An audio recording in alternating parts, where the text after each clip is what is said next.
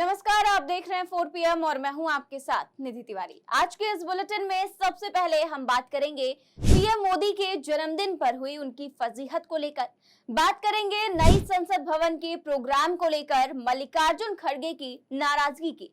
साथ ही जानेंगे कपिल सिब्बल ने पीएम मोदी को कैसे पढ़ाया सनातन धर्म का पाठ। बात करेंगे बीबीसी की एक रिपोर्ट की जिसने आज हंगामा मचा दिया है। इसके अलावा दिन भर की कुछ और बड़ी खबरों से भी आपको करवाएंगे रूबरू, लेकिन उससे पहले एक नजर सुर्खियों पर।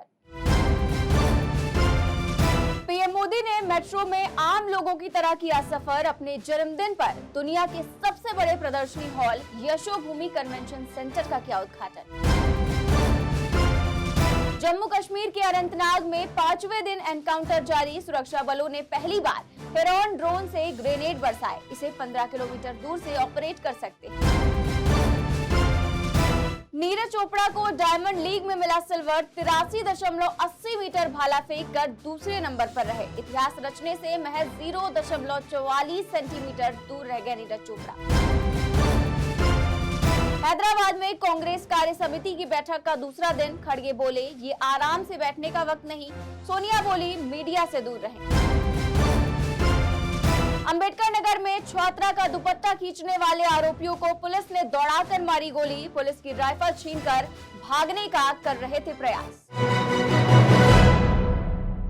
प्रधानमंत्री मोदी के जन्मदिन पर आज उन्हें बधाई से ज्यादा भारी फजीहत का सामना करना पड़ा, क्योंकि इस मौके पर पूरे देश के बेरोजगारों ने बेरोजगारी दिवस मनाया। क्या है पूरी खबर, देखिए इस रिपोर्ट में। प्रधानमंत्री मोदी आज अपना 73वां जन्मदिन मना रहे हैं। मीडिया और बीजेपी के लिए आज का दिन उत्सव है। दुनिया का सबसे लोकप्रिय नेता बताते हुए एक तरफ बीजेपी के नेता पीएम मोदी को जन्मदिन की बधाई दे रहे हैं, लेकिन किसने सोचा था कि सोशल मीडिया पर आज का दिन राष्ट्रीय बेरोजगार दिवस के तौर पर आईटी सेल की नाक में दम कर देगा, क्योंकि एक और प्रधानमंत्री मोदी का जन्मदिन मनाया जा रहा है, तो वहीं दूसरी ओर देश के बेरोजगार ट्विटर पर राष्ट्रीय बेरोजगार दिवस ट्रेंड करा रहे हैं। पीएम मोदी को बधाई देने से ज्यादा राष्ट्रीय बेरोजगार दिवस और नेशनल अनएम्प्लॉयमेंट डे वाले हैशटैग पर ट्वीट हो गए। पीएम मोदी को लेकर बेरोजगारों ने कहा कि कैसे 2 करोड़ रोजगार का जुमला देकर पीएम मोदी ने देश को बेवकूफ बनाया। आपको बता दूं कि ये कोई पहला मौका नहीं है, बल्कि पिछले कई सालों से पीएम के जन्मदिन पर देश के बेरोजगार एकजुट होकर आज के दिन को राष्ट्रीय बेरोजगार दिवस के तौर पर मनाते आ रहे हैं, और देश का सबसे बड़ा और मजबूत आईटी सेल भी कुछ नहीं कर पाता। नई संसद भवन पर आज राज्यसभा के सभापति और उपराष्ट्रपति जगदीप धनखड़ ने तिरंगा फहराया। लोकसभा स्पीकर समेत कई विपक्षी दलों के नेता इस दौरान पहुंचे, लेकिन कांग्रेस अध्यक्ष मल्लिकार्जुन खड़गे ने इस कार्यक्रम से दूरी बना ली। क्या है इसके पीछे की वजह, आइए जानते हैं। कांग्रेस अध्यक्ष मल्लिकार्जुन खड़गे को हाल ही में G20 सम्मेलन के द्वारा राष्ट्रपति द्वारा आयोजित डिनर कार्यक्रम में आमंत्रित नहीं किया गया था। कांग्रेस पार्टी ने इसे दलितों का अपमान करार दिया, तो वहीं आज जब नए संसद भवन परिसर में तिरंगा फहराने के कार्यक्रम में उन्हें बुलाया गया, तो उन्होंने पहले से तय कार्यक्रमों का हवाला देते हुए अपनी असमर्थता जताई है। साथ ही उन्होंने देरी से आमंत्रण मिलने के लिए नाराजगी भी व्यक्त की। खड़गे ने लिखा कि मैं ये पत्र इस निराशा के साथ लिख रहा हूँ कि मुझे नई संसद भवन में ध्वजारोहण समारोह के लिए आपका निमंत्रण काफी देर शाम को मिला, और इस समय मैं हैदराबाद में होने की वजह से कार्यक्रम में आने में असमर्थ हूँ। आपको बता दें कि आज उपराष्ट्रपति जगदीप धनखड़ ने नए संसद भवन में ध्वजारोहण किया। इसे 18 से 22 सितंबर तक निर्धारित 5 दिवसीय संसद सत्र की शुरुआत का प्रतीक के तौर पर देखा जा रहा है। तमिलनाडु के मंत्री उदयनिधि स्टालिन ने सनातन धर्म को लेकर जो बयान दिया, उसने चेन्नई से लेकर दिल्ली तक हंगामा मचा दिया है। बीजेपी लगातार कांग्रेस और इंडिया गठबंधन पर हमलावर है। इस विवाद पर अब पूर्व केंद्रीय मंत्री और राज्यसभा सांसद कपिल सिब्बल की प्रतिक्रिया भी सामने आई है, और उन्होंने पीएम मोदी पर जमकर हमला बोला है। पीएम मोदी ने एक रैली के दौरान कहा था कि कुछ दल समाज को विभाजित करने में लगे हुए हैं। भारत की संस्कृति पर हमला करना उनका मकसद है। इसी पर हमला बोलते हुए कपिल सिब्बल ने पूछा कि क्या बीजेपी सनातन धर्म की समर्थक या संरक्षक है? क्या उसमें सनातनी होने का एक भी गुण है? क्या वो कभी सनातन धर्म की रक्षा कर सकते हैं, जबकि उनकी सभी गतिविधियां सनातनी गुणों से असंबंधित हैं? क्या ये सनातनी है कि किसी ऐसे व्यक्ति को बचाना जिस पर महिला पहलवानों से छेड़छाड़ का आरोप है?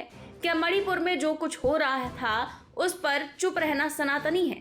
सिब्बल ने राम मंदिर को लेकर भी बीजेपी को घेरा। उन्होंने पूछा कि क्या आप राम मंदिर बनाकर राम भक्त बन सकते हैं?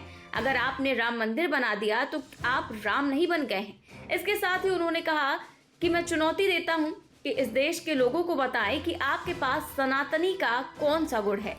इससे पहले कपिल सिब्बल ने अपने बयान में पीएम मोदी पर निशाना साधते हुए कहा था कि जब सैनिक शहीद होते हैं तो सनातनी जश्न नहीं मनाते। उदयनिधि स्टालिन के सनातन धर्म पर बयान को लेकर राजनीति फिलहाल गर्म है और सत्ता पक्ष और विपक्ष एक दूसरे पर लगातार बयानबाजियां कर रहे हैं।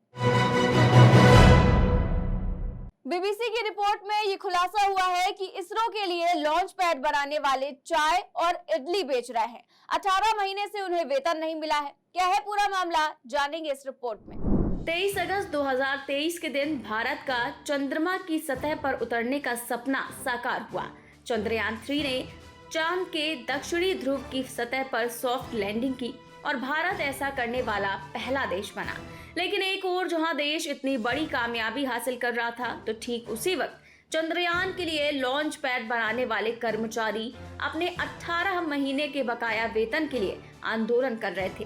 बीबीसी की रिपोर्ट के मुताबिक आंदोलन कर रहे कर्मचारियों का कहना है कि रांची के धुर्वा स्थित हैवी इंजीनियरिंग कारपोरेशन लिमिटेड के 2800 कर्मचारियों को बीते 18 महीनों से वेतन नहीं मिला है। एचईसी के टेक्नीशियन दीपक कुमार उपरारिया बताते हैं कि कई दिनों से वो इडली बेच रहे हैं। दीपक की तरह ही एचईसी से जुड़े कई और लोग भी इस तरह के काम करके गुजारे कर रहे हैं। कोई मोमोज बेच रहा है, कोई चाय बेच रहा है तो कोई फोटोग्राफी कर रहा है। तो बीबीसी की रिपोर्ट के मुताबिक कुल 2800 कर्मचारी हैं जो इन परेशानियों से जूझ रहे हैं और उन्हें अब तक सैलरी नहीं मिली है। कांग्रेस वर्किंग कमेटी की हैदराबाद में चल रही मीटिंग आज समाप्त हो गई। इस दौरान 14 सूत्रीय प्रस्ताव भी पास किया गया और कई अहम फैसले लिए गए। साल के अंत में राजस्थान, मध्य प्रदेश, छत्तीसगढ़, मिजोरम और तेलंगाना में चुनाव होने हैं। इसी के मद्देनजर मीटिंग के दूसरे दिन कांग्रेस अध्यक्ष मल्लिकार्जुन खड़गे ने कांग्रेस नेताओं को चुनाव के लिए तैयार रहने की नसीहत दी। उन्होंने कहा कि आराम करने का वक्त नहीं है, दिन रात मेहनत करनी होगी। तो वहीं सोनिया गांधी ने कांग्रेस नेताओं को मीडिया से दूर रहने की सलाह दी। उन्होंने पार्टी के लोगों से कोई भी ऐसी टिप्पणी करने से बचने को कहा है जिससे कांग्रेस को नुकसान पहुंचे। 16 और 17 सितंबर को सीडब्ल्यूसी की बैठक में कांग्रेस संसदीय दल की अध्यक्ष सोनिया गांधी, कांग्रेस सांसद राहुल गांधी, प्रियंका गांधी, राजस्थान के सीएम अशोक गहलोत, छत्तीसगढ़ के सीएम भूपेश बघेल समेत कई नेता शामिल हुए और आने वाले चुनावों को लेकर चर्चा हुई। इस बुलेटिन में फिलहाल इतना ही। देश और दुनिया की तमाम बड़ी खबरों को जानने के लिए देखते रहिए 4PM न्यूज नेटवर्क। नमस्कार।